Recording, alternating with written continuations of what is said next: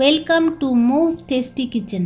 বন্ধুরা, আজ আমি মোরলা মাছের ঝাল চচ্চড়ি বানিয়ে দেখাবো। শীতের সবজি পেঁয়াজকলি দিয়ে রান্না করলে মোরলা মাছের ঝাল চচ্চড়ির স্বাদ আরও বহুগুণে বেড়ে যায়। গরম ভাতে শুধু একটু মোরলা মাছের ঝাল চচ্চড়ি রাখলেই আর কিছুই লাগে না। আমার রেসিপিটি যদি আপনাদের ভালো লেগে থাকে তাহলে আমার চ্যানেলটিকে সাবস্ক্রাইব করুন এবং বন্ধুদের সাথে শেয়ার করুন এবং লাইক করুন। আমার রেসিপির সমস্ত আপডেট পেতে হলে আপনারা বেল আইকনটি ক্লিক করুন। এখানে 250 গ্রাম মোরলা মাছ নিয়ে নিয়েছি। একটা বেগুন নিয়ে নিয়েছি, লম্বা লম্বা করে কেটে নিয়েছি। পেঁয়াজকলি নিয়ে নিয়েছি, পেঁয়াজকলিগুলো লম্বা লম্বা করে কেটে নিয়েছি। একটা আলু নিয়ে নিয়েছি, আলুটাও লম্বা লম্বা করে কেটে নিয়েছি। আর নিয়েছি ধনেপাতা, ধনেপাতাটা কুচি করে কেটে নিয়েছি। একটা পেঁয়াজ কুচি করে কেটে নিয়েছি, একটা টমেটো বেটে নিয়েছি। তেল নিয়েছি, কালো জিরা নিয়েছি, রসুন থেতো করে নিয়েছি, আদা বাটা নিয়ে নিয়েছি, 1 চামচ লাল লঙ্কার গুঁড়ো নিয়েছি, 1 চামচ ধনে গুঁড়ো নিয়েছি, হলুদ, স্বাদ অনুযায়ী নুন, একটা তেজপাতা, 2টো শুকনো লঙ্কা নিয়েছি আর কাঁচা লঙ্কা চিড়ে নিয়েছি।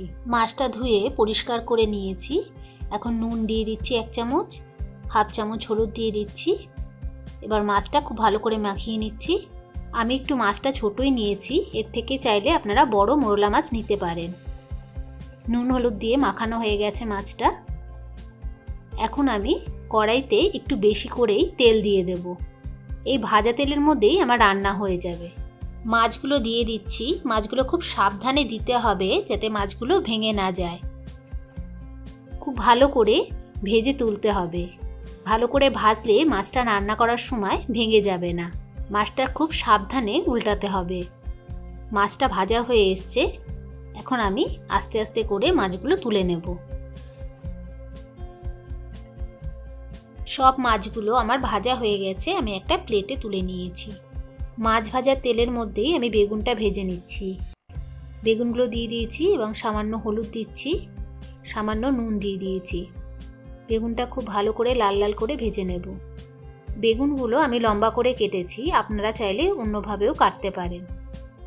বেগুনগুলো খুব ভালো করে ভেজে নিতে হবে যাতে বেগুনগুলো অর্ধেক সিদ্ধ হয়ে যায়। এবার বেগুনগুলো ভাজা হয়ে গেছে, এবার আমি তুলে নেব। এই তেলের মধ্যে এবার আমি আলুগুলো ভেজে নেব। আমি সব সবজিগুলোই আলাদা আলাদা করে ভাজছি, কেননা একসাথে ভাজলে সবজিগুলো ভেঙে যাবে। আলুটাও খুব সুন্দর করে লাল লাল করে ভেজে নিতে হবে। সবজিগুলো যেন ভাজাতেই অনেকটা সিদ্ধ হয়ে যায়। আলুটা ভাজা হয়ে গেছে, এখন আমি তুলে নিচ্ছি। এবার আমি ফোড়ন দিচ্ছি। একটা তেজপাতা, 2টো শুকনো লঙ্কা দিয়ে দিয়েছি, সামান্য কালো জিরা দিয়ে দিচ্ছি। ফোড়নটা একটু ভালো করে ভেজে নেব। এরপর আমি থেতো করা রসুন 1 চামচ দিয়ে দিচ্ছি। রসুনটাও খুব ভালো করে তেলের মধ্যে ভেজে নিতে হবে। রসুনটা একটু ভাজা ভাজা হয়ে গেছে। এরপর আমি পেঁয়াজটা দিয়ে দেব। পেঁয়াজটা দেওয়ার পরে সামান্য একটু নুন দিয়ে দিচ্ছি। পেঁয়াজটা এবার খুব ভালো করে আমাকে ভেজে নিতে হবে। ভাজা হয়ে গেছে, এবার আমি আদা বাটাটা দিয়ে দিচ্ছি। আদাটাও পেঁয়াজের সাথে একটু ভাজা ভাজা করে নেব যাতে কাঁচা গন্ধগুলো না থাকে। এরপর আমি ধনে গুঁড়োটা দিয়ে দিচ্ছি। এরপর লঙ্কা গুঁড়োটা দিয়ে দিচ্ছি। আপনারা চাইলে লঙ্কা গুঁড়ো নাও দিতে পারেন, কাঁচা লঙ্কা বাটা দিতে পারেন। এরপর সামান্য হলুদ দিয়ে দিচ্ছি। চেরা কাঁচা লঙ্কাগুলো দিয়ে দিচ্ছি। এবার মশলাটা খুব ভালো করে কষিয়ে নিতে হবে। মশলাটা থেকে একটু তেল ছেড়ে আসলেই টমেটো বাটাটা দিয়ে দিতে হবে। আবার মশলাটা খুব ভালো করে কষিয়ে নিচ্ছি। আমি কিন্তু এখনো পর্যন্ত কোনো জল ব্যবহার করিনি। এরপর পেঁয়াজকলিগুলো দিয়ে দিচ্ছি। পেঁয়াজকলিগুলো ভাজা হবে না, কিন্তু ভাজলে পেঁয়াজকলিগুলো একদম নেতিয়ে যাবে, তাই পেঁয়াজকলিগুলো কষানোর সময় দিতে হবে। এবার আমি পেঁয়াজকলিটা 5 মিনিটের জন্য ঢেকে দেব। 5 মিনিট হয়ে গেছে, ঢাকনাটা সরিয়ে নিচ্ছি। দেখা যাচ্ছে পেঁয়াজকলিগুলো একটু নরম হয়ে এসছে। এরপর আমি ভাজা সবজিগুলো, আলু, বেগুন সমস্তটা দিয়ে দেব। খুব হালকা হাতে সবজিগুলো মশলার সাথে মিশিয়ে নেব।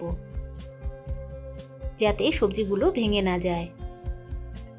এরপর আমি সামান্য জল দিয়ে দেব যাতে গ্রেভিটা বেরিয়ে আসে। আবার আমি একটু হালকা হাতে ভালো করে নেড়েচেড়ে নিচ্ছি। 2 মিনিটের জন্য ঢেকে দিচ্ছি। 2 মিনিট হয়ে গেছে, তেল ছেড়ে এসছে। এবার আমি আস্তে আস্তে মাছগুলো উপর দিয়ে দেব। মাছগুলো যাতে ভেঙে না যায় উপর দিয়ে খুব আস্তে আস্তে দিতে হবে। মাছগুলো দেওয়ার পর বেশি নাড়া যাবে না। এবার আমি ধনেপাতাটা দিয়ে দিচ্ছি উপর দিয়ে। এই মাছের মধ্যে ধনেপাতার গন্ধটা অপূর্ব লাগে। খুব হালকা হাতে একবার উল্টে দিচ্ছি। খুব আস্তে আস্তে উল্টে দিতে হবে যাতে মাছের মাথাগুলো বা মাছগুলো কখনোই ভেঙে না যায়। মোরলা মাছের ঝাল চচ্চড়িটা একদম শুকনো শুকনো হবে, এর মধ্যে কোনো ঝোল থাকবে না। পেঁয়াজ কলি দিয়ে মোরলা মাছের ঝাল চচ্চড়ি তৈরি। আপনারা গরম গরম ভাতে খেয়ে দেখবেন, অপূর্ব লাগে। আমার এই রেসিপিটি আপনাদের কেমন লাগলো অবশ্যই কমেন্টসে জানাবেন। আবার আমি নতুন রেসিপি নিয়ে আপনাদের সামনে আসবো।